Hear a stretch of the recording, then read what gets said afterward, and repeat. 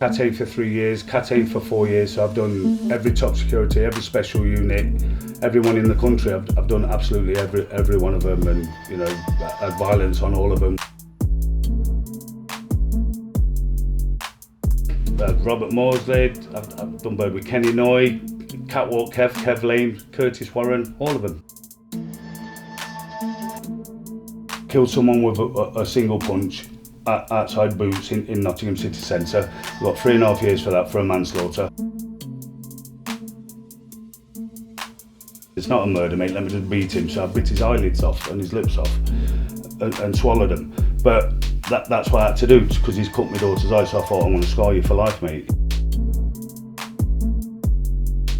I used to have one of those daft koshers up my sleeve with gas in. People say, oh Dave, who are you? Gas them and put it back up my sleeve.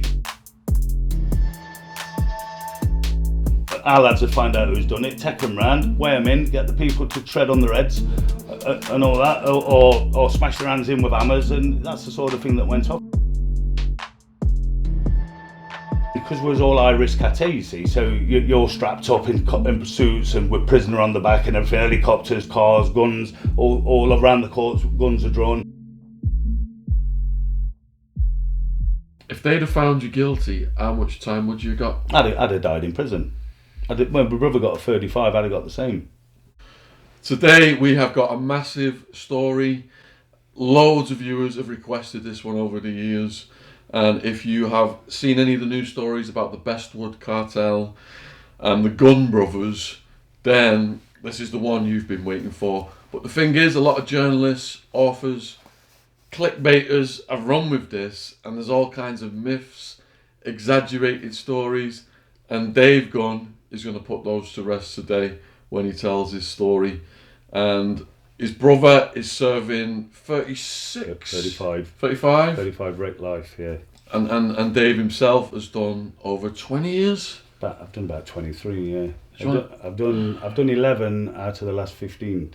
It's just for nonsense, mate. But do you want to give the viewers just an idea of the prisons you've been through? On the last sentence, I was Irish Cartel for 3 years, Cartel for 4 years, so I've done every top security, every special unit, everyone in the country. I've done absolutely every one of them, and you know, had violence on all of them with staff, and you know, but it maketh the man, that's why I say, and you just have to roll with it. But some bad times, some good people in there, but I've actually done lots and lots of different jails, and 16 on remand, which is caused so they can upset your routine, and then it takes 3 months for your paperwork to follow you, so you can't study your murder cases because they've got it for 3 months. Then it follows you, it lands on you, they move you again and again and again, and it's just non-stop. And who are some of the more well-known characters you've served time with? I've done it. I've been on the special unit with Charlie, Robert Morsley, I've done bird with Kenny Noy, Catwalk Kev Lane, Curtis Warren, all of them, everybody, all the top security lads. And your brother then, Colin, he's been Cat Aid for how many years? Colin's now is still high risk Cat A, but he's the longest one in British history. He's been doing it for 17 years now, and he's been exceptional 3 times as well, where you get removed to the unit on 10-man unlock at Belmarsh, and it's just, you're out on your own. There was just him, Bieber and Curtis there at one stage. But yeah, he's been high risk Cat A for 17 years. He's trying to come off it, but not much hope of it with the way the police are going on and everything, and the silliness they say. All right, before we get to all that then, let's just go back to you guys growing up. What was that like?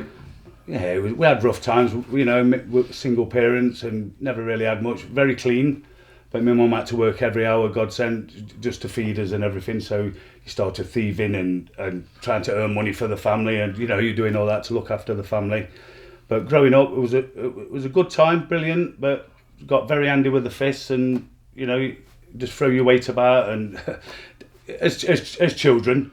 But as you grow up and get older, you want bigger and better things, don't you? So you just progress into, you go from burglaries to robbing garages and things like that, and then finally you're into drugs, and that's where the money was at the time. What about the rave scene? Did that chill you out? Oh, the rave scene was brilliant. Yeah, it was brilliant. Well, what was your first rave? Because We came down to. We didn't get down to Nottingham. We went to Birmingham, Rag Market. We went to Coventry, the Eclipse. The Eclipse, yeah. Shelley's, yeah. Stoke. And Sheffield, they had them all up there. And they had the first massive one was that 25,000 people one at Fantasia at Castle Donington. Yeah. That was a brilliant rave. When Spoonie and Top Buzz and all them was on. Yeah. Brilliant rave. Absolutely I had brilliant. the flyers for all them from 89, 90, and the cops seized them and kept using them as evidence against Did them. they? Yeah, Bastards. yeah. So what was it like taking ecstasy for you? And I've never really bothered with drugs, you know, in them days. I mean, before, obviously it was called Ease then, it was them white doves they were called. Yeah. And there was all selling, it was going for 25 quid a pill. And I said to our kid, let's get into this, mate. What's going on? How come these wankers are getting all the dough? Yeah. But so obviously you try your hand. You're only young, 19 and 20, but you get knocked back and that, you get a bit angry. And but it was great. There was good buzz though. There was a good buzz. You had a good time on them. Because a lot of the violence reduced. Because Liverpool versus Manchester, they were scared to go each other's cities. Yeah. So I had mates in both, but then they get on the Ease and they're all hugging and kissing. Yeah. you can eat them 1 minute, and half hour later you'll be sticking lips on them, telling them you love them. Yeah, mental. So school then for you, what was that like? School was good. School was great. You know, no exams or nothing. I just dropped out of everything.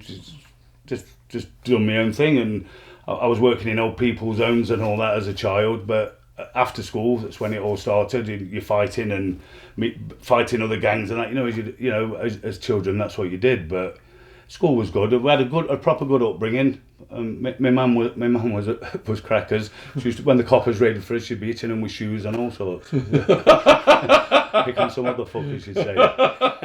Bless her. Yeah. You said so there was gangs. What were the gangs back then? There was us Bestwood lot. You know, it was known as the Bestwood Hustlers. It was only 15 and 16. You know, tossers really. But you think you're the big men, don't you, at that age? Yeah. Then you was fighting Edwards Lane, Arnold, Bulwell. You're just going around all different schools fighting them, just to show you that you're the cop of the schools and that. You know, that's how it was. And what were you on a path where you were never going to have a straight career? Well, I did. I worked for the council as a gardener. Then I set my own car business up. But you're constantly trying to do better and earn more, and you know you just start dipping into things, and that's better than this, and that gets put on the lay-by, and you move ahead with this one, and you know it's been horrific, but it's been brilliant. It's been a good ride. Yeah. But would I do it again? I don't think I would. No. You all right to just elaborate on the ride? Because going from being in your late teens. The news reports were saying this cartel had hundreds of people working and all this stuff. Yeah. How does it go from that, a teenager, to that? Well, from say, I was married at 19. Me and my wife have been together since we was 9 years old. So we're married at 19. And then obviously I did, in the 80s, I was forever doing Borstal sentences, YP sentences for doing what I do in town fighting and that. Then, you know, I killed someone with a single punch outside Boots in Nottingham city centre. I got 3.5 years for that, for a manslaughter.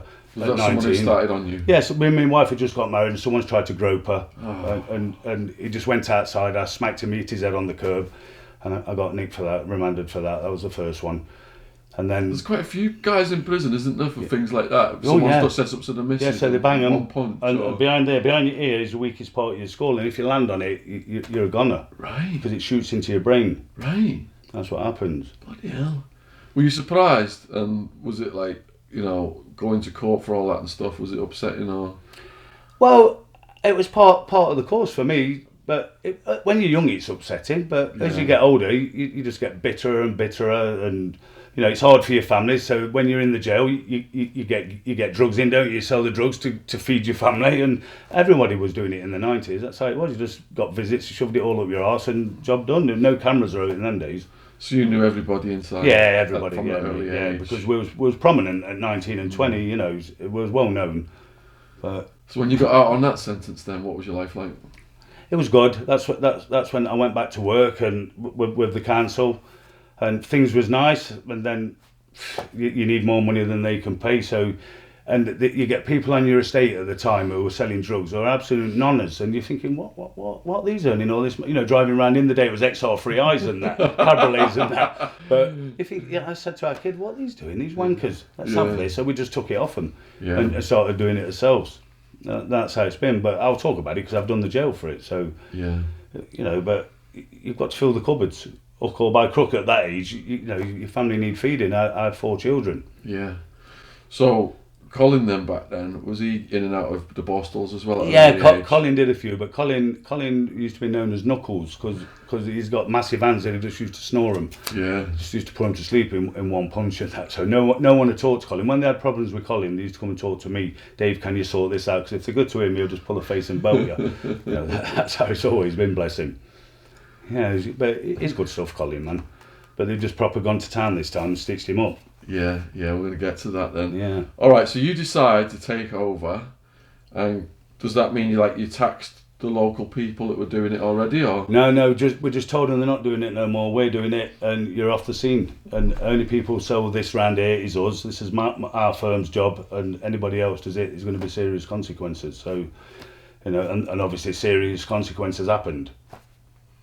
Are you able to elaborate on that? Well, people got serious beatings and people was put in hospital, you know.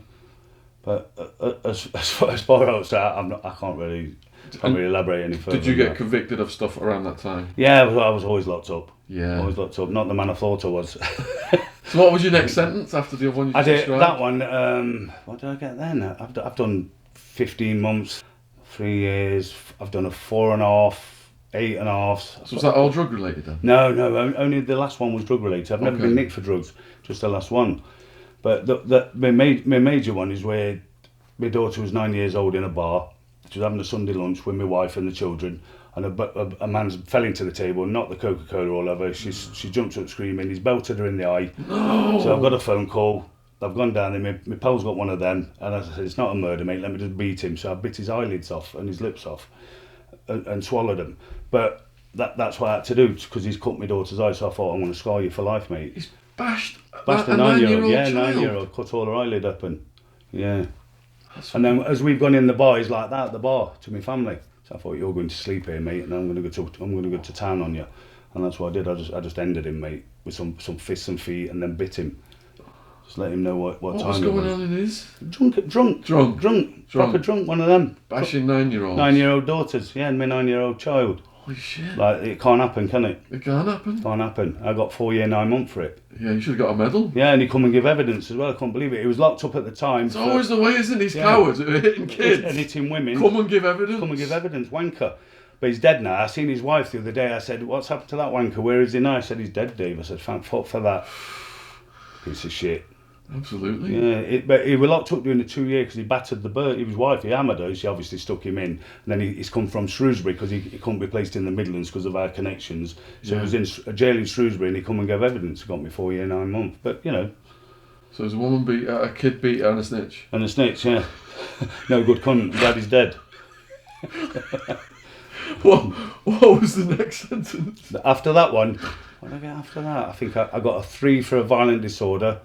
What led to that? It was a New Year's Eve party, and one of the lads had been thrown out by the host. So they've come and woke me up and said, Dave, this bloke threw us out. He's punched me on the nose. So we all went round with baseball bats and stoved him in. But, you know, that was the days in them days. Yeah. That's what happened. Humiliating people. You went to sleep.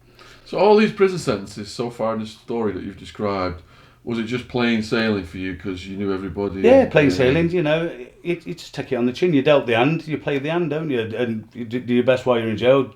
Treat people with respect. If they want it, they can have it. And it's like that. But no one wants it. You don't really want it because you want to get out. But you just got to show yourself as somebody who's not bothered, and let's have it then. What about run-ins with the guards? Yeah, I've always got on with them, to be fair. I've had a few run-ins. I've had a few run-ins with them, but especially on the special units. But in them sea cats and that, as a young kid, you get on with them all because they all want to smoke you off. So the run-ins were later on? Later on, yeah. Yeah. What was the next sentence then? After the 3 would have been, what did I get? About 27 months or something for another daft ABH, punching someone in the eye socket in a club. I was always pissed up hitting people. Not bullying, but in my head there's a reason for it. Mano on mano, it wasn't, yeah. It was all... You know, and you know, because I've always had medication for schizophrenia and all that sort of stuff. So in my head, I think I'm right, and it's these come first, and I'll unload a few of them, and then after, when you realise, you know, say, "Oh, come here, mate," and then before you know it, you're getting led away in cuffs. Looks like my mate Wild Woman. She's got like a tumour on part of her brain. and she goes from 0 to fucking psychotic within Like so that. many Yeah, seconds. like that. I know. Yeah, You can do that. It's Yeah. easy. It's Yeah. easy, mate. yeah. So you got a string of these offences then, Yeah. and then what led up to the bigger one? Which one? The 8.5 one. Yeah. I had a massive conspiracy to supply in England and Wales with amphetamine, heroin, and cocaine, but never dealt in Class A's. It was only amphetamine I dealt. I'm not minimising it. It's drugs. It's bang out of order, but I was dealing in amphetamine, earning good money. I was earning about 18 grand a week off it, so I was having proper good dough out of it. But then when we all got bust, because what they done, we had a special branch and MI5 on us, right? Because we was getting that big all over the country, but with all the other lads doing what they're doing and everything. So they burgled my workers, they burgled their asses and stole all the jewellery and that. But while they was in there, they put cameras in the televisions. So there's videos of them with the missus on the settee and the private videos, and there's loads of them, and they're there talking, saying, oh yeah, Dave said to this and Dave said to this, and it brings you on a conspiracy, doesn't it? And then they bugged my car, had the headrest bust, the stereo bugged. There was all bugged. How did you notice the stereo was bugged? Well, I was on my way to York one day, and the person with me, I'll say, right, said, look, that's a different stereo, Dave. That's got a big scratching. Yours had a big scratching. This is brand new. I said, no, it's not. It's my stereo. It's my CD. He said, no, look, it's gone. So I pulled over on the lay-by on the A1, ripped it out and launched it. And I thought, I'm going to sell this car when I get back. I went like, shush. But by that time, the damage had already been done because my pals had been sat there. My mate Doggy saying, 22 years I've been dealing drugs, mate. And he got a 5-year for that, just for the car being bugged. Fools. Just that Foolish. one admission got Yeah, him one 5 admission. years. Yeah, got him 5-year, and it locked me up. I had the kids working for me. They was all bugged, and when they got raided, I got raided. I got arrested in a bistro in a place called Bulwell by armed police. I sat there with my friend who's passed away now, and they've come in, guns drawn. You're under arrest, David. I thought it was for them M charges, but it weren't. And they come in and nick me for drugs. I said, what are you on about, mate? Anyway, they did have a lot, mate. So I was Cat Aid for 9 kilo of amphetamine. Went to Wakefield prison, had 2 nights there, then 5 in the morning, whisked off to Manchester, to Strangeways on E-Wing there, the Cat A unit. So I was there for about 2.5 months, then I got nicked for the murders. They took me to Louth police station, in armed escort, helicopter and all that, all armed police. Then they brought me back and I realised I was Irish Cat A. And then obviously, I'm there now, I'm Irish Cat A, so let's crack on with it. There's a big fight on. And so you've got to roll your sleeves up and get ready for it. So you've covered a lot of ground now. Let's go back a bit. So you had 2 days in Monster Mansion. Yeah, on B-Wing. What was that like? Great. No nonsense on B-Wing. There is on B-Wing, but at Wakefield remand units, just specifically for Cat A prisoners, and obviously there's a lot of lads who will watch this who know about it, who's been there. So it's the last 18 cells on the landing. There was bars there at the time, but they had all these nonsense there in wheelchairs and that. And you used to go in the shower. I was in with Jammer, Shaw, the Bradford cop killers for the travel agent ones. I was locked up with them. So as we're in the showers one day, I've seen this little nonce in his wheelchair with his knee going up and down, fucking scratching his balls and that, watching us in the shower. So I says to Jammer, go and boil the kettle, mate, and put some sugar in it. So he's gone and boiled it, brought it back in the shower. I says, come here, mate, bollock one. I says, come here. I fucked it straight in his face. So he's going round in his chair, bent to fuck. I thought, you dirty bastard. He was wanking. Wanking. Playing with his cock, watching men in the showers. I scolded him. But after that, it all got sealed off. They put thick plastic up all around the wing because they knew we weren't having that. Yeah. And there was all there. All that Sydney Coke. He married a 21-year-old Scouse fella there, and they married him in the jail. Just pure homosexuality in there. Was this before, or was after Paul Sykes? Was this? Yeah, Sykes had died by then. Sykes had died by then, yeah. Sykes had good stuff. I was in full sun with his son. Oh yeah. Yeah, it's good stuff. Didn't he get life off from that? Yeah, I think he got life off in the end. Yeah, but he got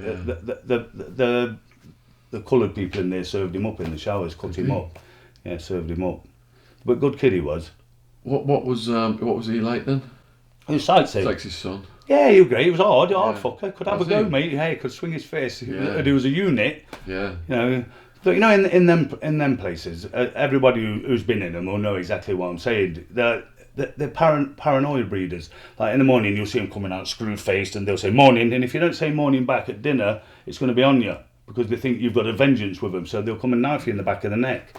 That's how there was. There's 2 or 3 a week in there on every unit. Yeah, it's rife, mate. Holy shit. 2 murders in there while I was there. I was in there with a kid called Damien from Northampton. Yeah. Right, and he says, Dave, I'm going on the numbers. I'm going to do a nonce. I said, leave it, Damo. Right. I mean, I'm not going to say his last name. I can tell you his last name. Yeah. But anyway, he's gone on the numbers. He's killed a nonce called Hatch. Got him up, choked him out, stabbed him. And when the screws had gone to the door, he's barricaded up. And they says to him, under the door, Hatch. And he had his hand behind his head saying, can't do it. Like nodding his head and like talking without his mouth moving. So in the end, they forced entry and the fella's dead. Wow. Yeah, killed him. But he said he just wanted the notoriety. He did. But Yeah. lovely kid. He was only doing a 7 or something. Right. But then I think he got 25 for it. 25 L plates. Yeah. Yeah. It becomes a way of life for some people, doesn't Yeah, it? yeah. Well, they want, some people like the notoriety, don't they? Yeah.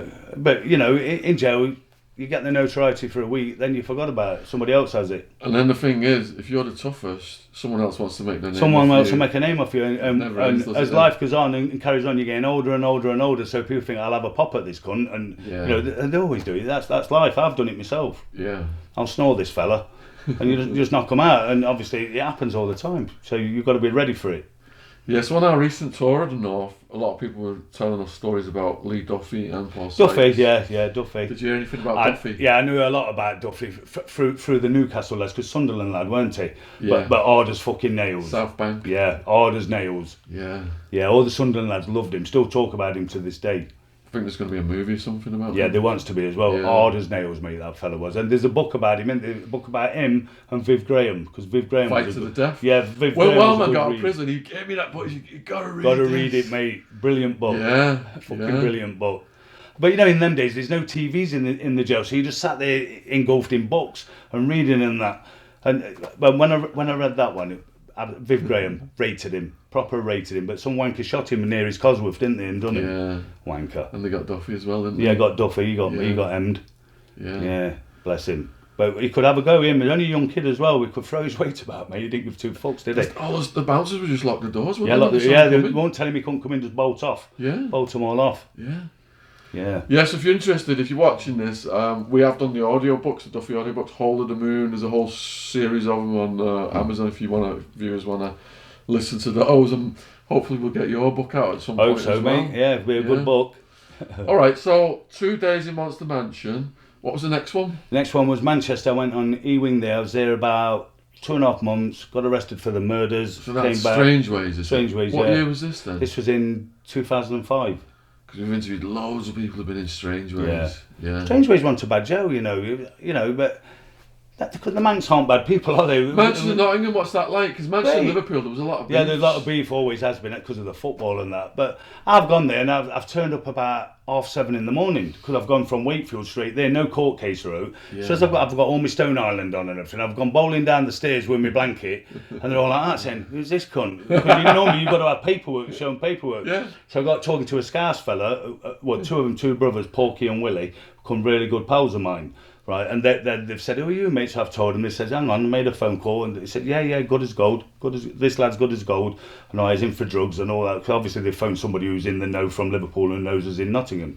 Yeah. So I got accepted then without paperwork and that, and then I just cracked on then, but made the right meal of it and got knuckled down. There's some good lads there. Made some proper good pals. Did you have to have a cellmate? When you're just standard Cat A on that unit, they like to put you in a cell with someone. And I went in with another, because I'm diabetic. I went in a cell with a kid called Stuart Granger. Right, absolute brilliant kid. He's doing life and that, but a fantastic kid. And he's about to do out now as well. So proper brilliant kid. Love him to bits. We're proper good close pals. And next bumped into him in Full Sutton when I was doing the tours of the top securities. And it made a fuss of me. And when you get somewhere, Sean, they take all your stuff off you, and you don't get it for 2 or 3 weeks. So you hit the wing with nothing, and then obviously people know you because people have heard of you, and then people who know you as well, and they come and they bring bags of this food. You're on a meal tonight, Dave, because you cook all your own food in them. Got your steak and chips and that tonight. Are you okay for it? I said, yes, mate, sound. You know, and just live. That's what you got to do. Went up to 21 stone. Come out at 21 stone. I did massive.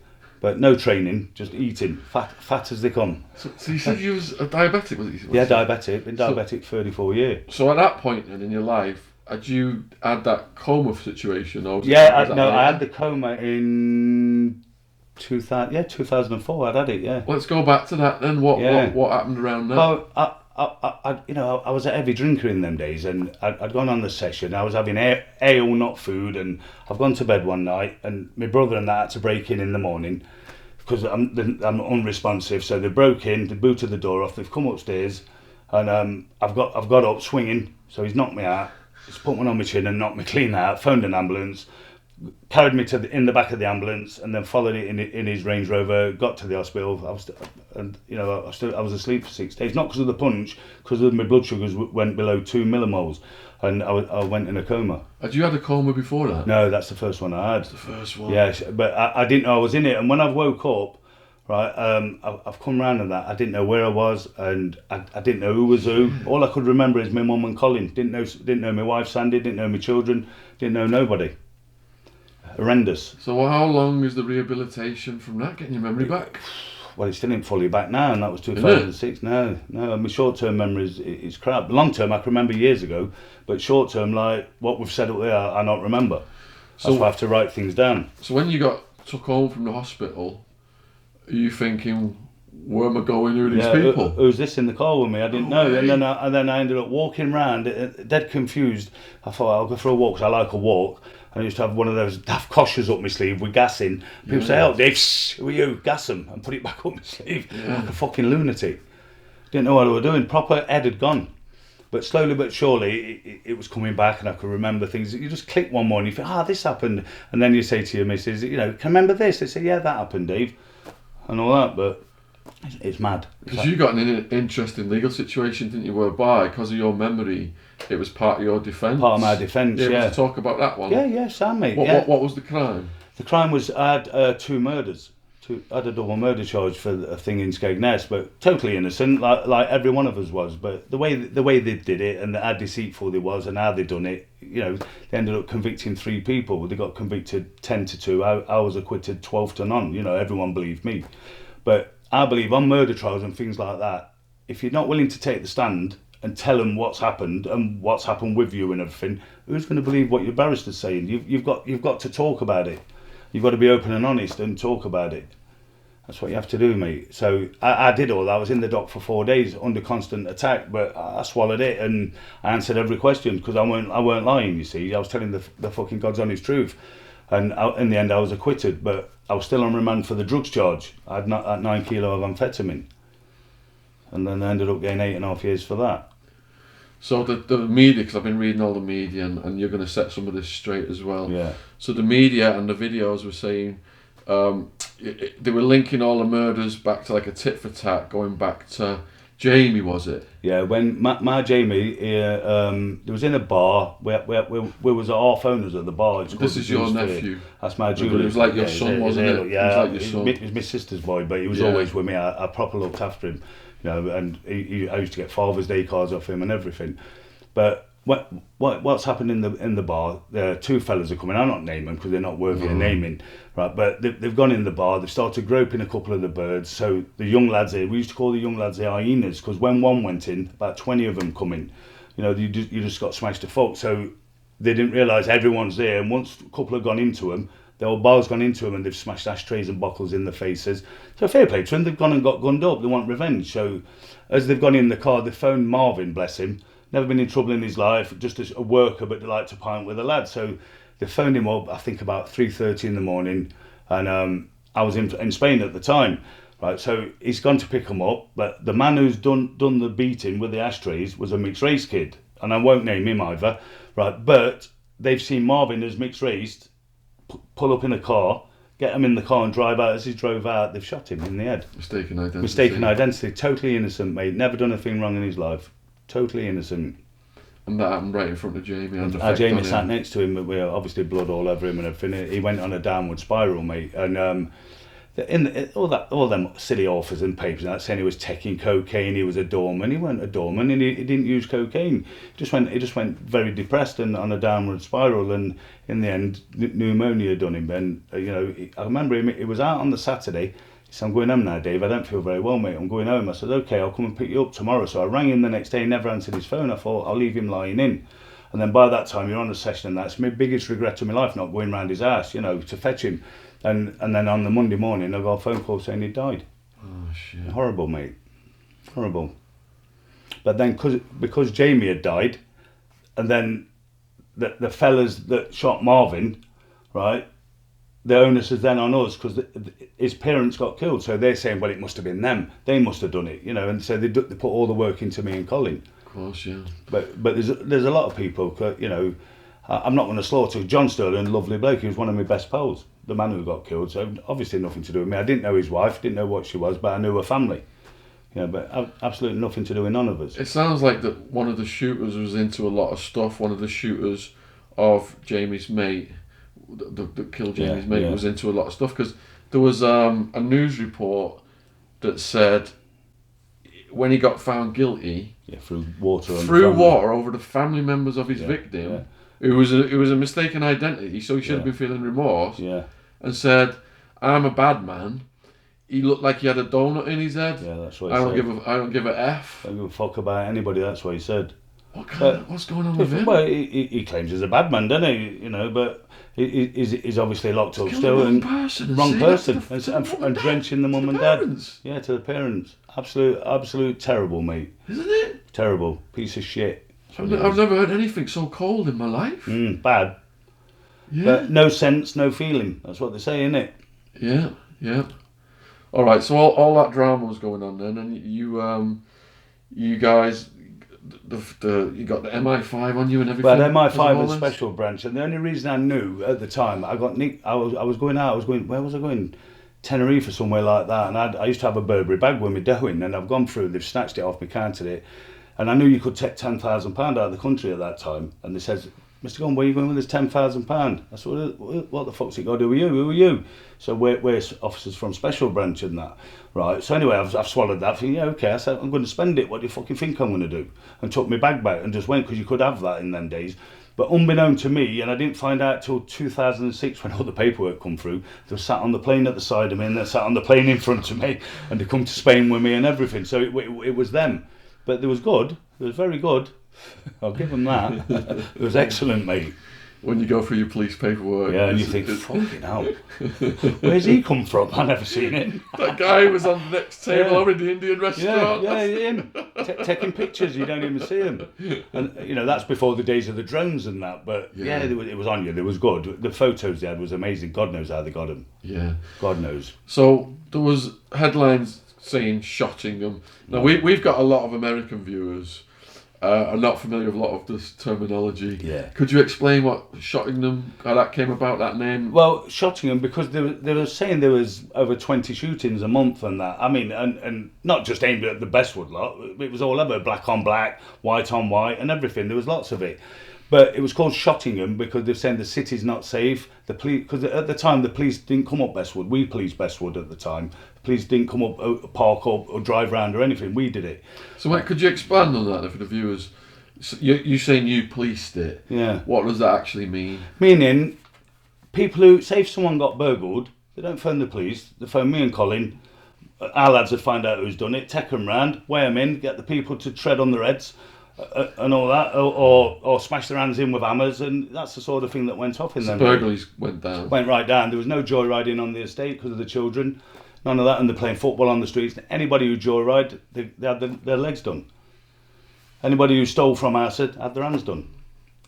That's what used to happen. So I think the Americans would relate that then to kind of like the mafia, Don Corleone. Yeah, it was kind of, but we weren't no mafia or like. We were just people looking after his own. And you know, if someone's burgling your neighbours, let's get the stuff back and make them feel embarrassed and beat them. And they're not going to grass you because they're not getting grass themselves. Yeah. So you just used to put them to sleep. So the next terminology then that we need to explain to viewers is the Burger Bar Boys. What does that mean? The Burger Bar Boys, they're the Birmingham lads. They're relative. They're at war with the Johnsons, aren't they? But I know a lot of the Burger Bars, and I've got a lot of good friends in the Johnsons. So I don't get involved in the mix, although they don't like me for talking to one side from the other. But it's all jail things, you know. But yeah, there's some good stuff in them, and it's all started in the rave days, didn't it? Where they used to go drilling and slagging each other off on the mic, and that's what started it. Right. Yeah, that's what done it. So you know, Colin, what he's written to us he said certain things that he wanted to get the record set straight on, and one was there was an undercover cop who wrote about infiltrating the Burger Bar Boys, and has he written about you guys as well? He's written books on us just to feather his own nest. No one's ever met him. We in Bestwood we call him the crackhead cop. Right, that's what we call him. I'm not going to name him, but anyone who wants to can Google it. Right, but it was a complete out-and-out drug addict, and the closest he got to Nottingham was Mansfield on park benches smoking crack with junkies. Right, he's never infiltrated us. Because let me be straight here. In our day when we was proper on top and giving it out, right? If we come in a bar and say, Sean, I didn't know you and seen you in one of our bars, we'd say, who the fuck are you? Who are you here with? Get gone. And get rid of you, and then you'd have them all seething at the mouth, all the young ones all tooled up, ready. Shall we do him? Say, no, you're not fucking doing him. But that's how it was in them days. There'd be 200 or 300 of us in the pubs. Wow. And if you didn't know a person, what's he doing in there? Who wants to sit in a bar with 200 youths who are firing and sniffing and smoking and tooled up? You're not going to want to sit there unless you're old Bill. So you just get rid of them. That's how it was. Yeah. So we didn't have there's no way we've ever been infiltrated by the old Bill. Anybody, never been infiltrated. And then because of all this, then you get the wanker authors and all that start calling your brother names and that, which unfounded. And I've got all the evidence here off the police. Because in the police paperwork it says, doesn't it, if they infiltrate you or not. So you know right away. Yeah, straight away. In mine they said he couldn't infiltrate us. That's why they authorised wiretaps. That's why they do it. That's why they do the buggings. Yeah. Because that comes after if you can't be infiltrated, they put tags in your ass and cameras in your ass. Yeah. And the favourite one is where they shoot into your carpet through your letterbox. They fire an arrow into your thing. I had one in my ass for 4 months. How's that working? Yeah, they fire a pin. It's a minute pin, and you can't track into it your carpet, into your letterbox, and it has an 100-metre radius. You can hear every conversation. Was it MI5 did that? Yeah. Holy shit. Yeah, I've had it all. 100-metre radius. 100-metre radius in your ass. So you're sat there whispering in your living room with your door shut. They can hear you. Oh my god. Shagging your missus. They'll hear you shagging your missus. So kids who are thinking about getting into the drugs lifestyle, don't do it. Think you just delete your text No and way. they're not going to catch you. What do you say to these kids who got gangsterators? I say, don't do it, my mate. Get a job, live your life. Don't end up like me and my brother Paul. Seriously. Because there's no dough in it, because when you get nicked, they've just took 1.2 million off me. So when you get nicked, they're going to take everything you've got and you're going to come out scratching your knackers, thinking, what am I going to do now? But you're going to be wanted like Jesse James. You can't do fuck all. So keep away from it, get a job, and make your mum and dad proud. That's all I say about it. And I drill that into my grandchildren. It's got to the point now in America, if you're a teenager in your parents' car and you've got weed in the car, cops seize the car and keep it. Do they? Civil asset forfeiture laws. Yeah. Just have it now. So your mum and dad lost the car. Yeah. For your weed. Fucking hell. So there was a few other stories and legends that you guys wanted to address, you and your brother wanted to address. What? There was a journalist, wasn't there? Yeah, there's a journalist. We call him the cokehead journalist. I'm not going to mention his name. He's not worthy of it. But he's wrote books on us. Complete fabrication. He's labelled my brother a police informer, which could entirely put his life at risk in the prison estate. You know, and then what he's done then. He's fed the information onto other journalists, then it's repetitive, it gets repeated and repeated and repeated, but Colin's got no voice because he's Irish Cartel. He's been Irish Cartel for 17 and a half years now. So now I've got all the information here off the police. You've had a copy, Sean, haven't you? So all the information off the police saying Colin's never been an informant and he's never been paid for information. And at the time of the so-called informing, it was 2001 to 2002. He'd been in Spain for 2 years on the run for some affray. You know, so you can't possibly be informing, especially on other gangs. That ain't my brother. Anybody who knows me and my brother knows that won't be tolerated. You'd just be gone. So, I've watched these videos and these journalists or YouTubers or whatever, they're just like saying with authority, in this year, Colin became a police informer, and that's how he was able to like keep the cops wouldn't investigate him for things, and they'd go and investigate his competition. Bullshit. This all come from the thing that we had a pal who was a manager of the shop Limeys, right? And one day, I mean, I don't have nothing to do with old Bill or anything, but one day the fellow who ran it, he's rang our Col up and says, Cole, Charlie here, he's joining the old Bill, and he said he'll be good for information and that, right? But Colin said, look, I'm not interested, mate. But in the end, because you say you're in town, and people get whacked out, they get grassed up. So you'll phone Jay up and say, Jay, that's Charlie Hughes there, mate. And then, you know, people going around having a word and all the charges were dropped. You can't do it now, but in them days, that's what used to happen. And then it's gone from that to was buying him £1,000 Armani suits and all the bollocks. It never happened. Never happened. I don't know if Colin ever gave him a drink through Jay, but, you know, in our firm at the time, we don't pay police. There was an Indian fella there, and they used to be into the scooters. And my pal had done a shop called Icon Scooters, right? So a couple of the old Bill used to come down there. They had an opening party and that. They used to be there, and my pal used to say, "Leave it, Dave, don't say it to them, because they're buying scooters off me." He used to go to Vietnam, getting all the scooters, doing them all up, Vespas and Lambrettas, and then selling them in his shop. But, you know, there's been no informing and no payments. You know, but I think they all got jail in the end because of Charlie. Jay Grocott got free. I think Charlie Fletcher. So Fletcher's the one that's the dominant one in the news stories is that Colin put this guy into the police force. Yeah, nonsense. Never met him. Never met the cunt. Never met him. And then the junkie author in his book is saying that Colin was at school with him. And all that was either the author or the crackhead one was set in his book, one of them books. Colin was at school with him, and that Colin's a lot older than him. You know, he went to school with him, no one knew him. Never met him. But so one of the other myths then that we wanted to dispel, there was a woman, wasn't there, that was saying things about Colin? Yeah. What happened was, I mean, the fella's doing life now. I won't mention his name, but he's doing life for a murder in Nottingham. He was out with his wife at the time, and her friend was out. So she said she fancied Colin, so he's rang Colin, "Come out for a drink with us, Cole. This bird fancies you." So Colin's gone out, and he's met this bird, and at the end of the night, they've gone back to an hotel, but she sat up all night sniffing coke and taking pills. So nothing's gone off, and then it's gone on for about another 2 or 3 dates, and he's never done her, but she's then gone to the police. She's schizophrenic, it's turned out she is, right? But she's gone to the police, and they've had her for 9 weeks, and she's saying to him, "Yeah, Colin's told me about the murders of the Sterlings. We've had gang meetings in basements with drug dealers." Constant bollocks, what she was telling. But anyway, the information was that reliable, she weren't even a witness on the murder charge.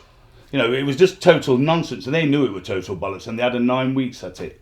I mean, I don't even know the bird's name, but just disregard everything she says. But then you get the author then jumping on it. Colin had a penchant for teenage girls. He didn't have a penchant for teenage girls. He went out with a young girl at 19. Colin was 32, I think. She was 19. And they lived together for a few weeks. That was it, you know. But you know, it don't make you a sex offender. She's 19, for fuck's sake. I was married at 19 with 2 kids. It's just desperation, isn't it? Yeah, desperation. But because if you throw enough shit, some's going to stick somewhere. Exactly. Some will stick. And to destroy your image, you've got to destroy the name. So once they destroy the name by saying you're a grass, you're this, you shag teenage girls, your myth's gone. You know, and that's how they do it. Yeah.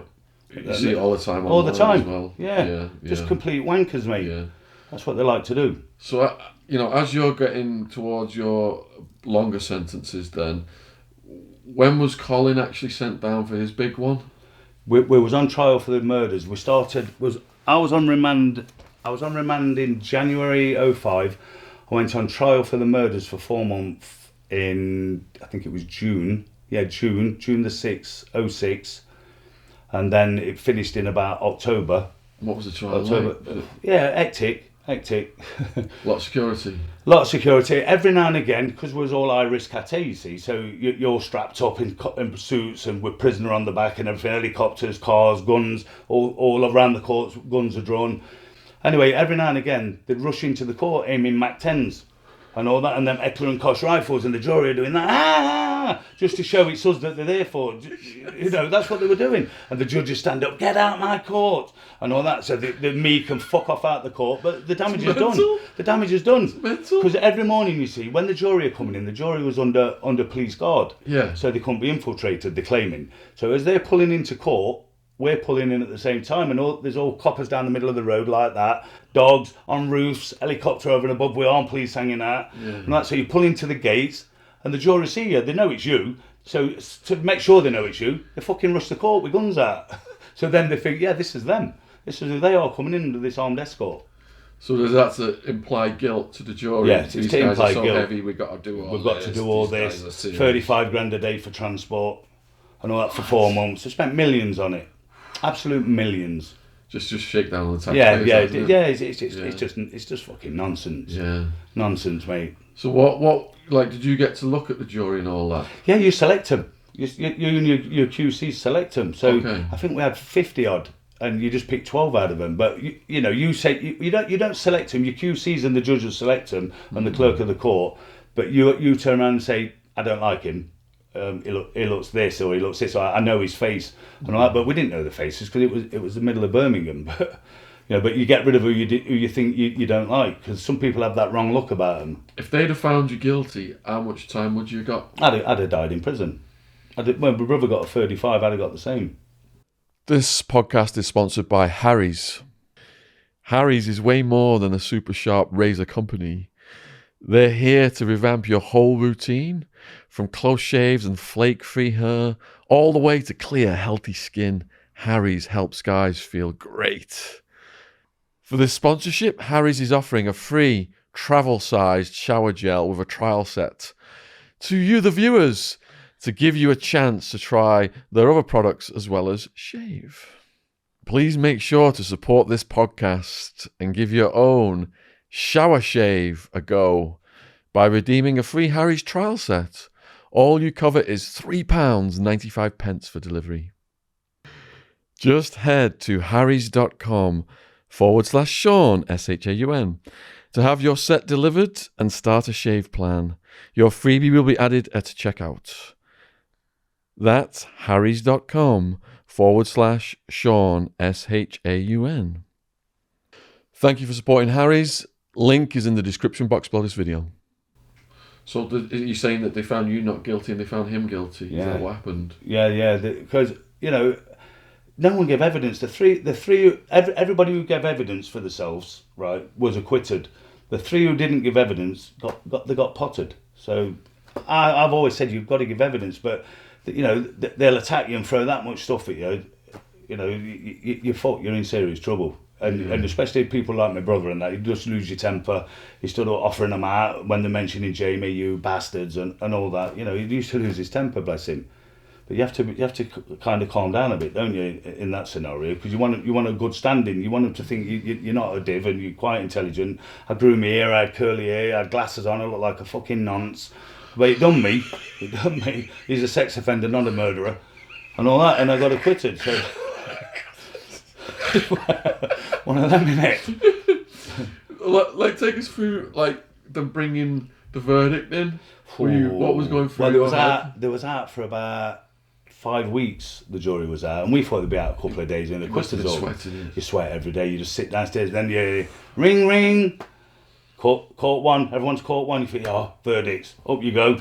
It's a question. They want a question. So 5 weeks. 5 weeks of that bastard. That's torture. Just questions. It was torture, mate. But I 100% knew that I've done nothing wrong, and I've told the truth. So I've got nothing to hide. And my brother and them, they're innocent, but they've been found guilty. So it's an uphill struggle now. Well, even though you knew you were innocent, the court is theatre, isn't it? Yeah, it's and they've spent theatre. all that money. They've put on the best theatre show, haven't they? And the best actors win it. Yeah. But I had a QC called Trevor Burke. It was absolutely outstanding. I had Orlando Pownell first, but he'd done the Omar bombing after that. So I got Trevor Burke. So absolute outstanding, brilliant QC, and no prisoners. So that helped your confidence. Yeah, well, it helps your confidence because, you think you're clued up on it all, but legal jargon, they lose you with it all. So you're writing things down and giving them notes, and they're saying yeah, and all that, but really they're thinking, fuck off, I've got this in the bag, and they just come down after said, this in the bag, Dave, don't worry about it, it's in the bag. So I was quite confident with it until the verdicts come in. I thought, fucking hell, here we go. Yeah. Because John and Tricky were first. They got found guilty. Then. So when they got found guilty, you thinking, we're all fucked. I thought, fuck me, they've got found guilty. We're fucked here. Then Linnell, he got found not guilty. McKinnon got found not guilty. Shane Bird not guilty. Kev Holm not guilty. Colin guilty. Then me not guilty. So you were last. I was last. Yeah. How did it feel when they found your brother guilty? It devastated me, mate. Devastated, because really I should have been the happiest man in the world, but I was gutted. I couldn't be happy. So that's it now. You've got the downer of that and the upper of you're going to be going on to, aren't they? But they're clashing and colliding, and it's just imploding. Because I'm thinking how my mum's going to feel. She'll be happy for me, but she can't show happiness because of my brother and all that. How your family's going to feel. It was a horrible time, mate. But after being on remand for 2 years, in the end, because of the drug charge and everything, and getting found not guilty, You don't get an apology. You just get looked at like you've got away with it. Then they take all your dough off you. Yeah. That's what they do. Yeah, even people who are innocent on death row, they don't get an apology. Don't get an apology. Yeah. No apologies. Just give you a few quid and jog on. But I never even got a few quid. I never got fuck all. Got took. Yeah. So were you released right away that day? No, mate, no. I went downstairs. I thought, I'll play this fucker here. So I've gone downstairs, said, not guilty, cunt, under the gate, I'm off. Let me out the cell. Said, no, we're waiting for the warrants to come back, Mr. Gunn. So now get the fucking door undone. My family are out there. I want to go. Anyway, they come back and say, no, you're on remand for a conspiracy, you cunt. You're fucking staying there. I've got to fuck off. So you had to stay in for a bit? I stayed in for another 2.5 years. Another 2.5 years. Yeah, and then I got released. I got barred from the old city of Nottingham. I had a big red map where I couldn't enter on the M1. I had to go through Derby to come on a next junction and all that, to go to Ilkeston and all that places. And then I got recalled for swearing. I swore in a hostel, called someone a fat bastard, one of the women who worked there. Hit me on the head with a letter saying, you're late, Mr. Gunn, that's your final warning. You broke your curfew. I says, I'm not on a curfew. Curfew's lifted every Tuesday. So I'm like that, pissed up. So I snatched the fucking envelope, threw it in the face, says, fuck off, you fat bastard. I'll see the manager about you in the morning, 5 o'clock in the morning, 5 guns in my head. Off you go. Off you go, back Cartel, went to Woodhill, then straight back to Full Sutton. Cartel again. So was there a time that you were serving with your brother? Yeah, was on remand. Me and my brother was the first remands at Long Larton, because at the time at Wakefield, right, we were just dead blasé, thought we're the king of the wing, we're not nonsense, we do what we fucking want, we're on remand for 2 murders, what are you going to do about it? You know, what can you say? Yeah. So anyway, my cell door's gone in one night, I've got the phone up my arse, and there's a battery on charge under my fucking, my big power baster. And it's on charge. They got the battery, said, where's the phone, Dave? I said, oh, that cunt's left the battery there, and blagged it. I got 5 days CC. My last day of CC, I've gone on a visit. There's me, Colin and Charlie Bronson. So I'm on a visit, made a fuss of each other. We sat there on the visit, and they've come, said, terminate your visit, you're gone. Straight to reception, gone. Long Larton. Yeah, first remand's there. What was the first time you met Charlie Bronson? I met Charlie in 98, was on E-Wing at Lincoln. It was a special unit at the back of C-Wing, and he come off it, and he used to have a medicine ball called Bertha. Fucking brilliant bloke. Brilliant, but he used to do 100 press-ups, 100 sit-ups, and he wouldn't get banged up until he's done them all on every landing. And then he'd run around the landing dead fast. Absolute fantastic, mate. Fucking brilliant. We loved him. Did you see him deck any guards? But yeah, he swung at a few. At Wakefield, when was all on the special unit there, you know, you have there's 5 yards. And you have me and Colin in one, because we're co-accused and family, and Charlie will be in one. There's be Sid right in another, and you know, all going down. And Charlie will start exercising. He'll cover himself in cocoa butter and all that, sweating up to foot. They'll say, "Time to come in, Charlie. Fuck off, you slag." That's what he used to say. And then it was on. He used to come out with the team-handed, and he'd brawl them. But you can't help him because you're locked in your fucking thing. You can't get out. There's cages between you. You can't get out, mate. But Charlie's game as fault, mate. I was at Full Sutton with him. He was in the seg there. He was sending bits over. Good stuff. And he's still in hellish shape now. Still in hellish good shape, mate. But they had a Dave Courtney and them. They had a free Charlie Bronson fight at Collie Hall years ago. So Charlie rang me, right, and he said, Dave, you've let me down. You fucking said you was coming to this free Charlie do. And I said, Charlie, I was there, mate. I sat with your brother and your mother. It was all there. I've got a picture. I'm going to post it you today. He says, you fucking what? My brother told me you weren't there. So I posted the picture, then he wrote to me, he's like, I'm really sorry, Dave. Oh. He said, you was there, thank you for the picture. And all that. He says, he's a tosser, my brother. He went mad about it, bless me. He don't mean it, you know, he's just know that he's been made to look daft.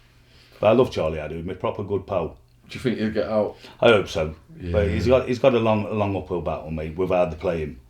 Yeah, my mate Kerry Danes, who's a forensic psychologist, she's helping him. Yeah, oh, is she? Because I've seen her on them Think Crime channels. Yeah, good. She's good. Yeah, she is good. Yeah. Blonde haired bird, isn't it? Yeah. What about, was it Maudsley? Maudsley, yeah. Can you explain to the viewers who he is? Robert Maudsley, I think he's took the schools off a couple, and they said he's ate the brains. He's a Welsh kid, but he's never getting out. He's doing a natural life, and he's a proper expert with computers. He teaches the staff now through glass. He's a wizard with computers and that. He's just a proper brainy kid, but you don't see much of him. And he won't speak to you, but he'll nod at you as he's walking past. Because on them units, you're on single unlock. So when he's in a cage, Maudsley, it's a glass cage. So you walk by and say, how are you, Rob, you all right? He says, And just nod at you. You know, if he got near, he'd want to kill you, wouldn't he? Because not that you're nonsense, but he just want to kill you. He wants to kill everybody. But Charlie didn't like him. Charlie hated him. How did that manifest? I don't know. It's just over years of being in them. I think it's because he's a weirdo and that, and Charlie's into fitness and that. He just wants to lie on his bed and walk up and down his cell. Yeah, a few of our guests have said they saw Maudsley and they described it as like a Hannibal Lecter Hannibal box. Lecter, yeah, in the glass box. Yeah. That's why he's in on the SSU at Wakefield. Yeah. Downstairs. Because didn't he was it his cellmate? Or he got a couple of them in his cell and he did that to him. He spooned the brain out. They said he ate the brain, whether he did or not. He didn't. He denied doing that, but he killed him. In them days, he had them fucking silver trays with the 3 compartments on, and he's chopped the top of the heads off with the side of the tray, and dug their heads out, dug the brain out. And didn't he go to the guard and say there's going to be one less for counts? Yeah, two off tonight, love. 2 off tonight. Jesus. But the time before that was when he went to Broadmoor, and it was 1 off then. So I think he's done 3. Yeah. But obviously in jail things get added on and that because I've never really spoke to him about it, because I love to talk to people about things like that. Michael Stone, I've been saying he's innocent for decades, right? And he is innocent. He is innocent, mate. Another innocent guy, and we had him on the channel, was Kevin Lane. Kev Lane's my good pal. Yeah. I love Kev Lane. Catwalk Kev.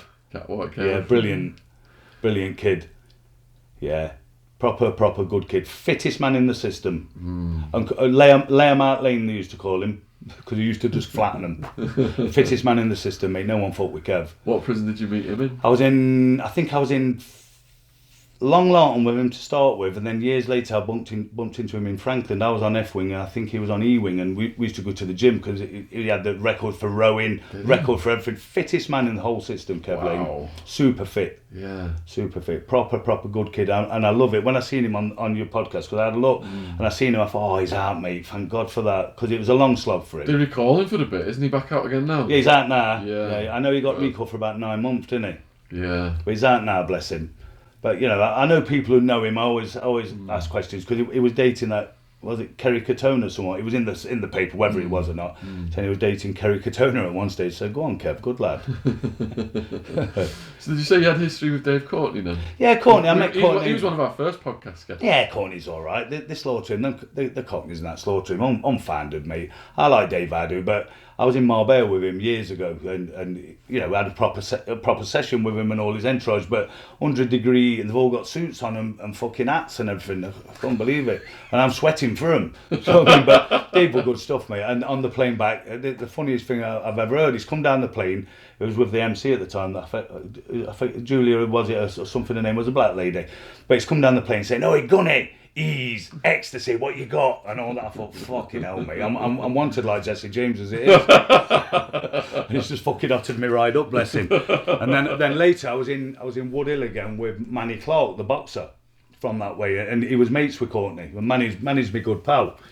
So I used to say to him, "Give Courtney's address, mate," and I started writing to Courtney, writing back to me to say, "Can you remember this in Marbella and all that?" And he could remember me, bless him. Then when we had the Free Charlie fight, made a fuss of each other there, because he obviously remembered me, and I'll never forget him, because one of the first books I read when I was in Moorlands as a younger one was Stop the Bus. That was one of the first ones I read, because I was no tellies in them days, just reading. Yeah. I sent Wildman that book when he was Stop the Bus, I Want to Get Off. Yeah. Not a bad book, bless him. Yeah, he's fucking hilarious, Dave. Oh, he's funny as fuck. If you want to go back and watch, it's in the first 10 podcasts we ever did. We were at his house, and we'd love to do a part 2 with him as well. So we're just going to try and arrange that. Yeah. So have you got any stories from Spain? Other stories from Spain? Yeah. I've had a few good stories in Spain. I lived there for 5 years. Okay. I had a few doing all the tobacco and all that. And were you on the run out there? Yeah, I was on the run out there, mate. Yeah. But you used to go out to villa there. When Colin was on the run, he was in my villa. And then I was out there and coming back. My friend who obviously sadly died now, but in them days you could go to the post office with the ID and get a year's passport. So you could get a year's passport, come back on it, get another one and go back and do all that. But Spain was great, mate. We used to go through the Pyrenees with the fags, so you'd pay the gypsies to take you through on your lorries and that. It was good time. I loved it. What about the police out there? They don't mess around. Did he want the civil guard? Guard of Civil. I remember one time, like, the lads would come out to see me, and they're all potheads and that. So we're on the strip. One of them's built a spliff at the bar. Says, "Can't do that in here, Chopper." He said, "I'm Chopper Davis. I do what the fuck I want." So anyway, he's lit it up at the bar. So the Guard of Civil snatched it out of his mouth, He's uppercutted him, getting that bang the copper. So, for fuck's sake, chopper. So Guns was out, and it's gone off the wrestling. They've gone and never seen him again for 2 weeks. Yeah. Never seen him, but they never got him. They just did because they knew it was fucking on top. Wow. On top to fuck, mate. I said you should never have done that, mate. Because they remember you, you know. Yeah. They remember you and fill you in. They take you in Benidorm. You have a white cross on the mountain, and that's where they take you up there and hammer you. Did you end up in a nick in Spain? No, mate, not me. No, clean living. Yeah. Used to do a few bits and bobs for people just to get a few quid, you know. But you have to, you know, serve a few up and that who's been feisty, but get a few quid out of it to keep you going. Yeah. You know, while you're waiting for your dough to come in and that. Yeah, you've got to graft, haven't you? So How did you been on the run end? to come back. Okay. Come back, but in them days, what I'd done, I'd shot at a DJ, pissed up, shot at a DJ playing the wrong tune, and in my younger days, so I've had to fuck off. What tune was it? Some Elvis tune or something like that, but we wanted all the rave tunes in the bar. Bang, bang, bang, shot the fucking DJ equipment, not the DJ, the DJ equipment, all bailed out, laughing his heads off.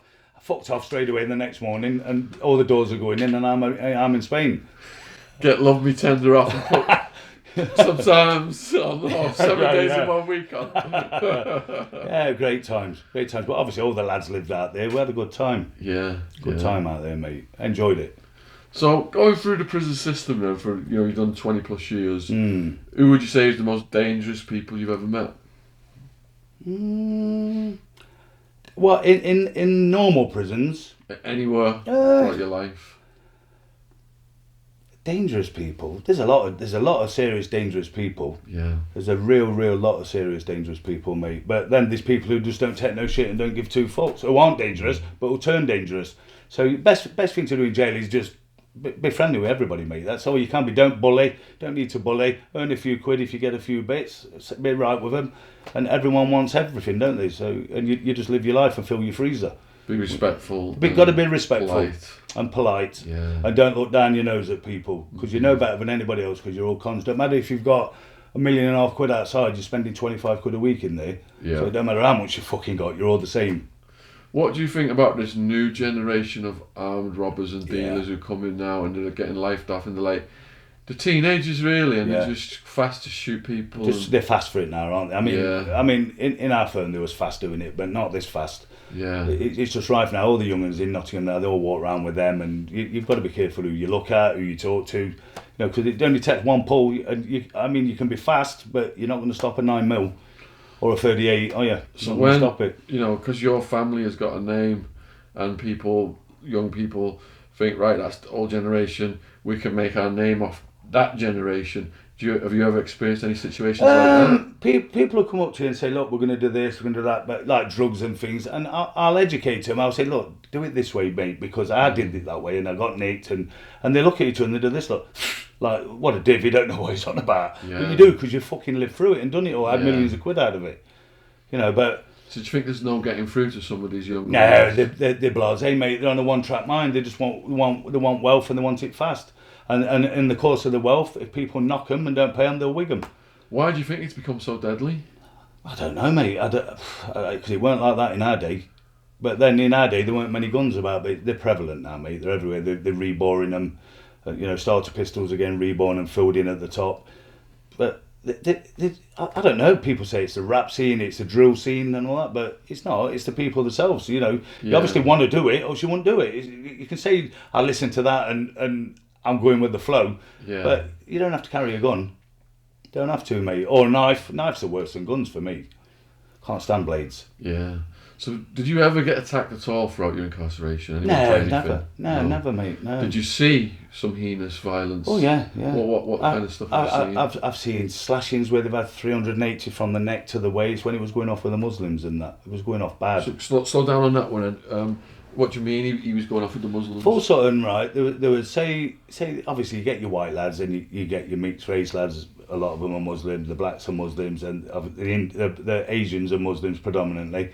But lovely kids. But you have a Muslim ruler on each wing at Full Sutton, and one's an overall ruler, and he was on a wing. I mean, a London kid. I won't mention his name, but he was the overall ruler of them. So if he put a nit on you, there'd be 40 of them waiting for you near the gym, and you go running up. Like we used to go up in a gang of 40 and 50 all to the gym on his own, all the whites. right? But when sometimes one of the lads would run up front and they were waiting to jump out, slash you to foot, face, back, the lot. Even though heinous, outrageous, you know, because you probably said something wrong to him. So what had this person done that got the 300? But I think he chinned one of them, and then what they used to do then on the wings now, the windows up and that big, so everyone made shanks. You file them all down off the ironing board, legs and things like that, off the light fittings, snap them off, file them all down, and flick them out your window so they go in the grass. So as you go out, you pick your tool up, put it down your waist, and that's how it was.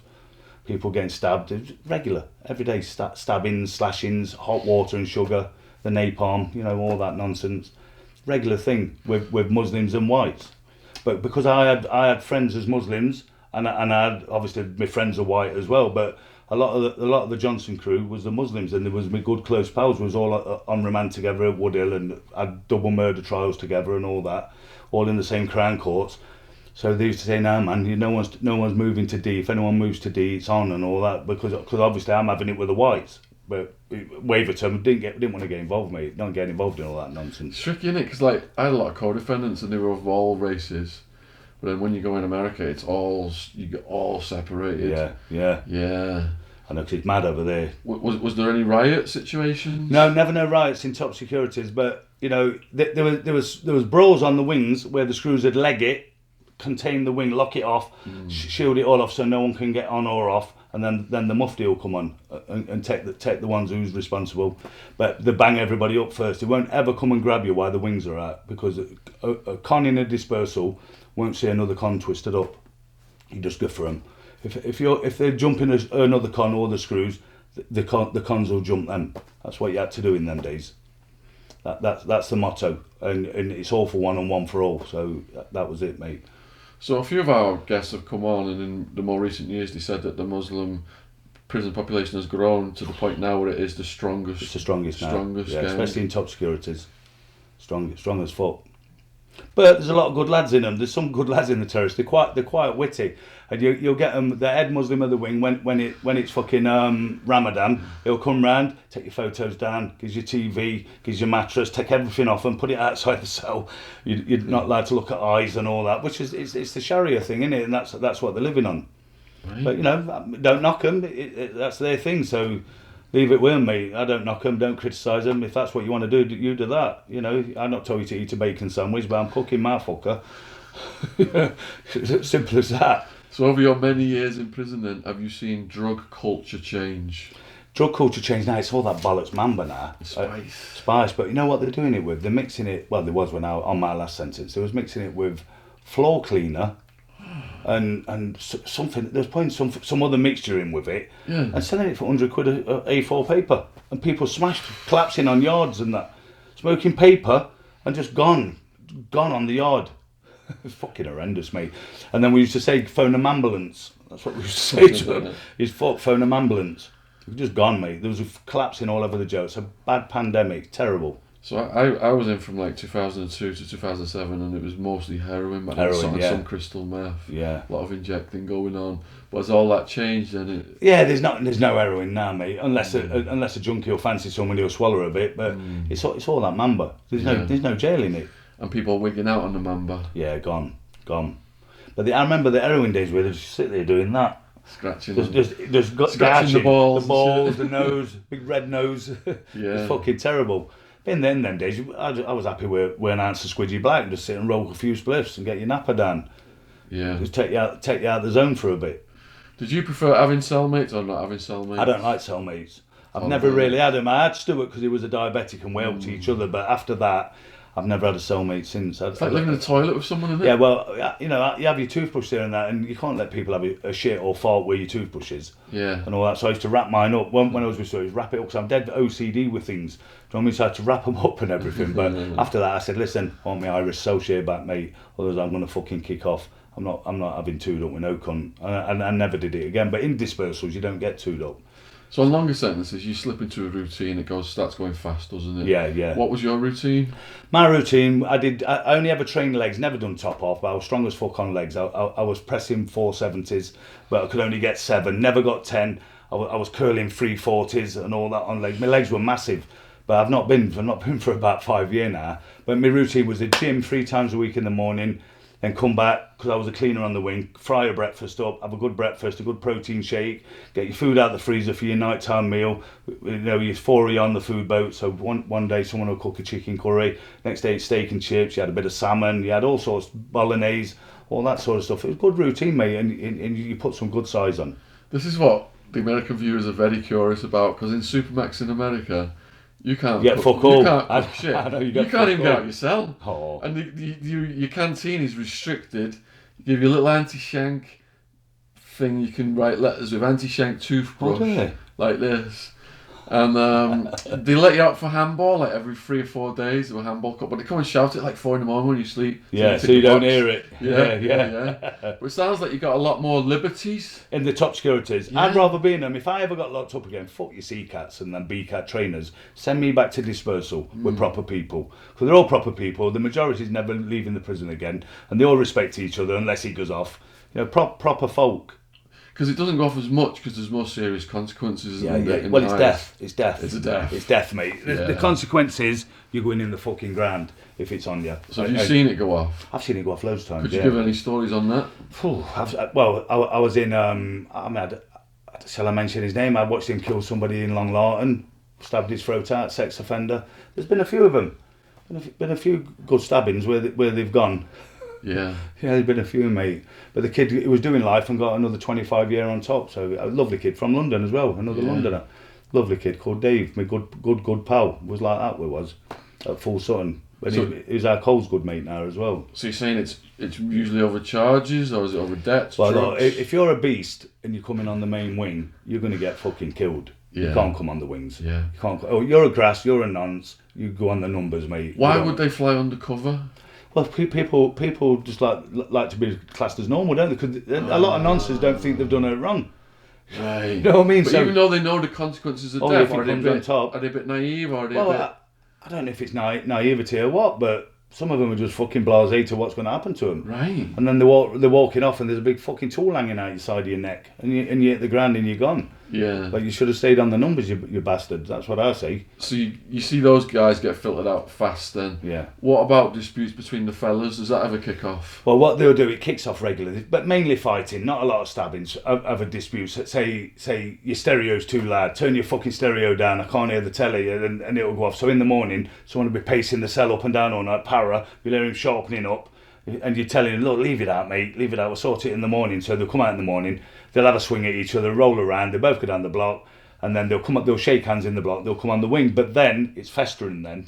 Oh. So it goes off again, and that's when they have to get rid of one of them. Right. One has to go, you can't keep it. Once it kicks off, you've got to shift one of them. Yeah. Or, if it kicks, say, for example, if it kicks off with you and you've got 30 pals on the wing, they're not going to move you, they'll move this fella. Yeah. Because of all your pals will get in. Yeah. Do you know what I mean? That's how it is.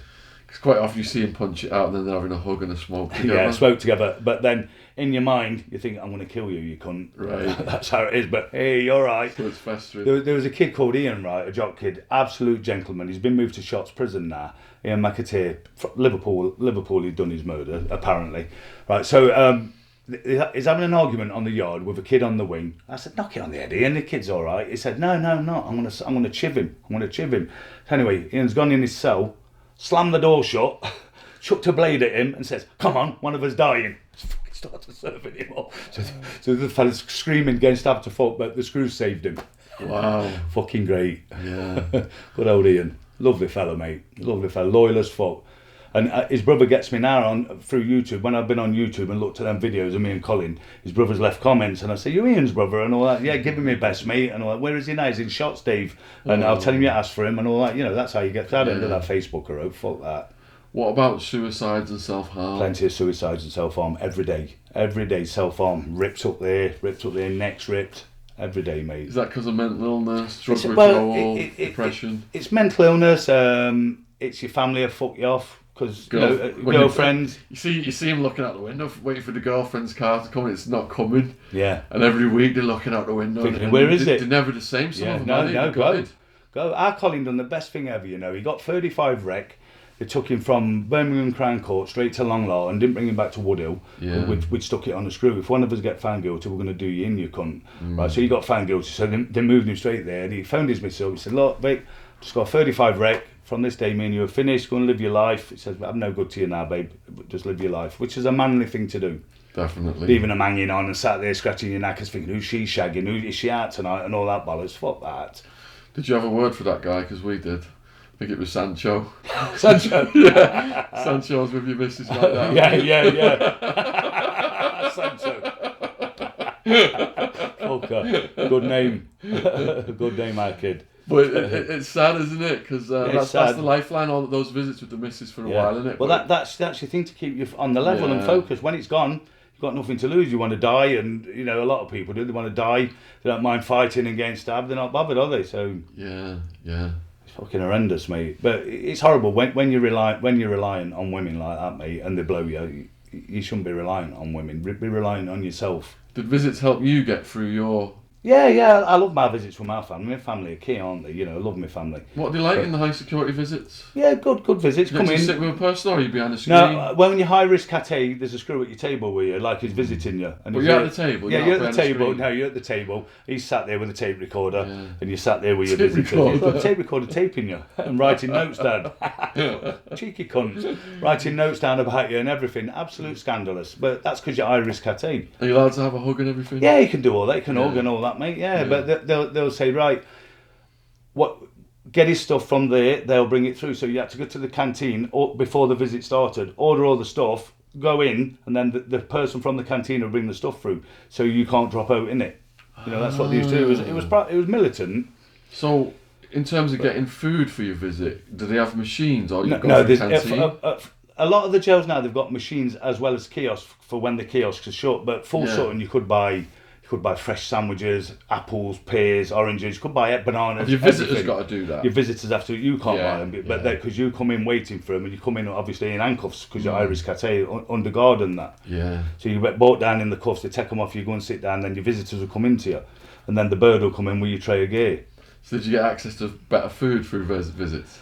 No. Well, it's better food. It's better food than them fucking poxy sea cats and that. But it's not better food than it is on the wing because we never ate prison food.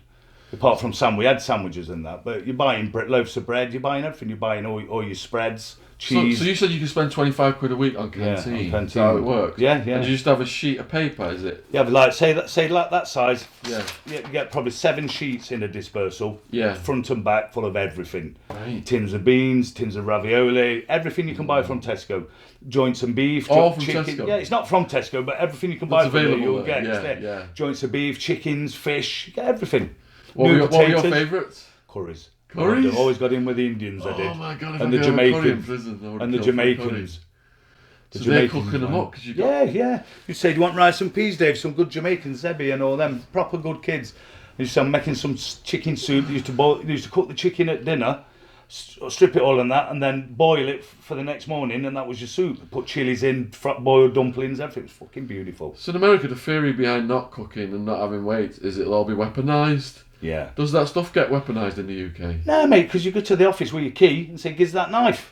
they give you a fucking carving knife to chop your meat up with, and that's the top security. It's mental. You give them your key or your card, and they put it on the hook, and they give you the blade. They say, "Right, you've got half hour with it, Gunny, and then take it back in half hour. And if you want it again, give them your card again, get it again." Yeah. You get an half hour limit with them. But if you want to serve somebody up, it happened at Frankland, right? So what they had to do there, they rounded all the ends off of the knives. There were no points on them after that. After someone got stabbed up there. Yeah. Wow. But crazy, you could just go and ask for a knife and go, if you wanted to kill someone, just fucking stick it in them. Yeah. And they've give you the knife. Yeah. Fucking mark by me. Americans watching this are just going, their minds are going to be blown by that. And that's top security. Where they search every day for weapons because you can't take. Even the weights, people's heads were getting crushed in. They took all the weights out in America. Have they took them all now? Yeah. Just them free weights on yards and that. I've got to correct that actually because it's state by state. Yeah. So Arizona, where I was, they all got took out. Fucking hell. Yeah. But every state has different laws and different prison systems and different rules and different gang rules and everything. Yeah. Fucking hell. Yeah. Fuck going to jail. I went to see Nassim Ahmed box in '98. Had the visa and everything. Got off the plane at JFK.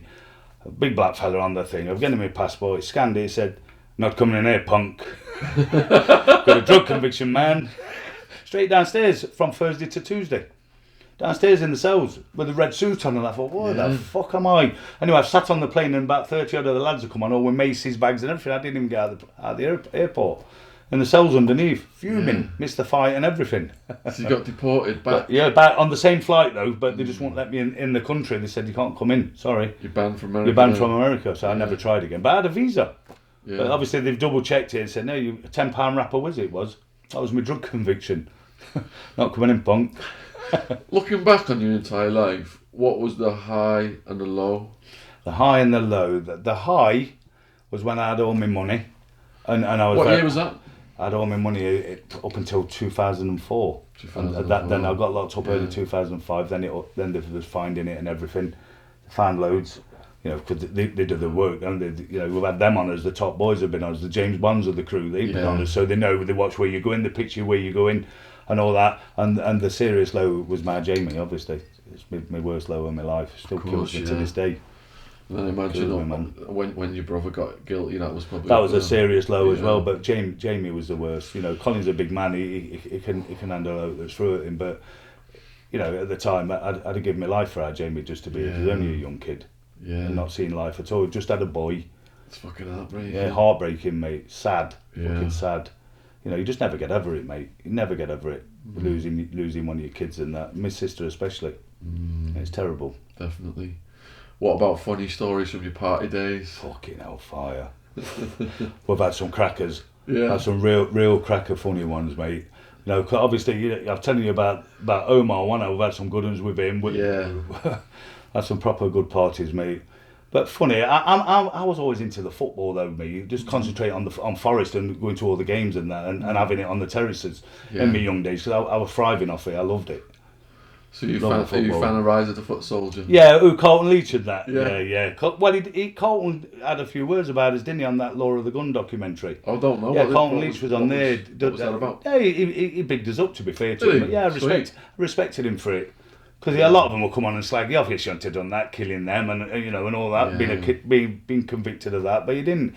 He come on and proper glorified it. For good lads, and it was on there with my pal Wayne Hardy. But they both put good words in for us, which was nice to see somebody at least saying something nice about you. Because after all the media bollocks and all that, you're just getting assassinated every time. Yeah. And it gets to the state where you've had enough of it. You fancy swinging at someone, but you don't know who they are, who's leaving comments, because you get all them detrimental comments off wankers under pseudonyms and all that, and you're never going to find them. And they never, you could leave your number, they'd never ring you and say, come on, I'll meet you and let's have a straightener on the field. They're like cell warriors, aren't they? Yeah, just wankers. Want to shout out the window, putting different voices on. They're just tossers, and they all know who we're on about. All people who's watching this now, a lot of you have done it.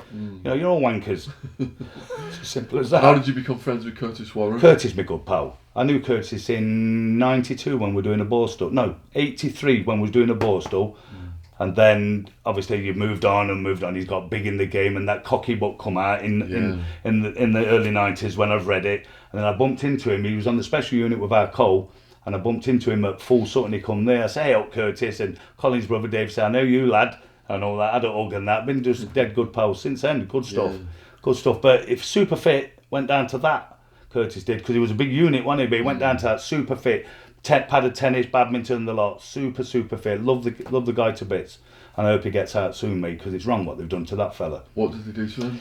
Well, they was getting him another 10 for the proceeds of crime. He went to the phone asking about the price of weed and got about 13 year. And if that ain't enough, they've asked for 200 million for a phone call and get him 10 year on top, where you do every day of it. So they're trying to shake him down? Yeah, shaking him down because of all the media. They portray him as the richest criminal in British history. He's billionaire and he's killed someone in a Dutch jail and he's done this, and they just throw all shit at you. And you get people who read it and they think because it's been written by a reporter, it's got to be true. But reporters just want views and clickbait. Exactly. And the famous chestnut they use is it's off a source, but we haven't got to disclose the source. So you can't challenge it. It's off a source, we haven't got to disclose it, and that's the line they use. Yeah. Complete tossers. But if they ever seen you, they'd fucking leg it. They won't dream of coming up and saying, I'm the reporter, I'm this and I'm this. I've had it for decades. So on your longer sentence then, did you work your way down from the Cat A? No, yeah, like I say, I went from Cat A, and then I ended up at Loudon Grange for the last 6 months, and then they had this. I was deemed Mapper 3 Level 3, the danger to the public. So they said to me, you can't enter the city of Nottingham. You're moving from here straight away. Get your kit back. Took me straight to Woodhill, and about a week later I was released, and I was in a hostel called Falklands in Northampton. Right, but that's where I swore and got recalled after about 2 months. And to be fair, I didn't want to be in an hostel anyway. Rather be at home with my kids and that. You shouldn't do all your bird 4-year-old, and then you're stuck in the fucking hostel with nonsense. What was your plan as you were getting nearer to your release? I was planning on just resuming what I do to get dough. I'll do a couple of bits of debt collecting here and there. No threats, right? Just going to say, look, this dough, mate. Are you going to get it weighed in? Get paid. Get good dough out of it. I've had a few good ones. And it helps you live, doesn't it? So no drugs. I'm never selling drugs again. Don't want to get near them. Don't touch drugs. With my drugs, I have a couple of pints now. I've had 2 pints today, and that's the first pint I've had for 3.5 months. Not even had one. Brilliant. Yeah, I've just stayed off it all. And all these books then with all these legendary stories, is there any other stories that you need to put to rest? Well, there's obviously the one about my brother being a fucking grass. I've covered that. Being a nonce for shagging a 19-year-old. But there's loads of stories won't put into rest. They're all in them books. But Yeah. I mean, I've got things in here. But Is what Colin's told there me. stuff in your notes that Colin wants us to go over? Yeah, let's have a look. I mean, I've done that crackhead copper. Fucking idiot. No one's ever seen that man in his life, And bearing in mind, he claims he's infiltrated and got us all locked up. Was locked up by Lincolnshire police. To do in Nottingham. Colin's never been nicked for drugs in his life. Fucking shit ass. Wasn't there something going on with Lincolnshire police versus Nottingham police? Yeah, what they done, they got a telegram come through from Nottinghamshire did, from Lincoln. No, Joan Sterland apparently had phoned up the covering officer who dealt with them, right, who had a move there, right, phoned him and said, we've had a prowler in the garden. And the fella says, right, we'll send an email to such and such at Lincolnshire and they'll come and see you in the next hour, but it took them 2 days. And when they come, obviously there was deceased person.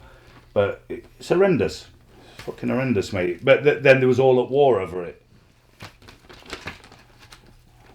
See, with Colin, right, it was on a trial. He's got another 9 year 3 months, right, for police corruption with the copper who worked at Limers and all that, right? He got that, but what he done? He went to court, sacked all his legal team, and said, "Look, I'm doing a 35 rec. Fuck your trial, fuck off." And said, "Take me back to the Nick." So he got took back to the Nick and never went again. But he got 9 year 3 months on top of the 35 rec. Right, but on there, with them that wanker calling him a grass and that is the time to say he was a police informant and this is how he was getting information and that. But it never got mentioned, because it's never fucking happened. And that's the horrible thing about it. It's just to make him look a cunt. But he's fuming, Colin is. And there's that paper in Nottingham, he's wrote to them, they took everything down off the internet. This has all come from Felstrom. He's given them the information, print this story on Colin Gunn. So they printed a story, and anyway, I've gone and seen him. I said, "Look, mate, you're outrageous here, pal." I said, "There's no foundation to this. I've shown them all the paperwork." I said, "Oh, fucking hell." I said, "It's come off Cole Felstrom, Dave." I said, "Don't believe a word the man says. He's an out-and-out junkie." And all that, but anyway, they've took it all down and apologised. They wrote him a written apology. Fucking shit asses.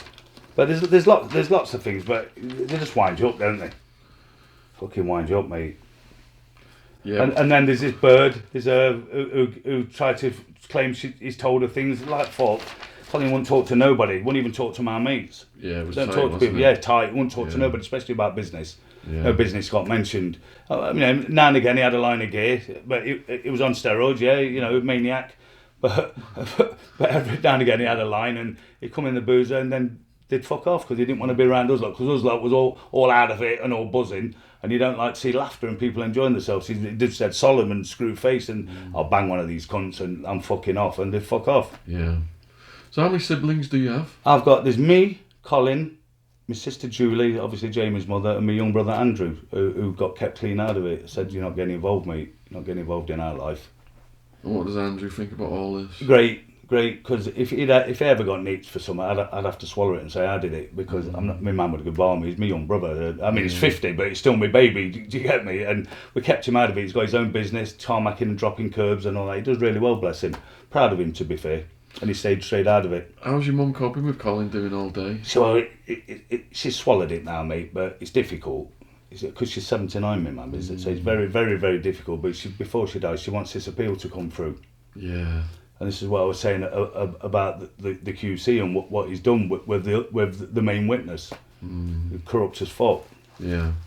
And does she go visit him or? Yeah, regular. Yeah, she'll go once a month. Then the lads will go up. Like, now I can visit him now because I finished my license.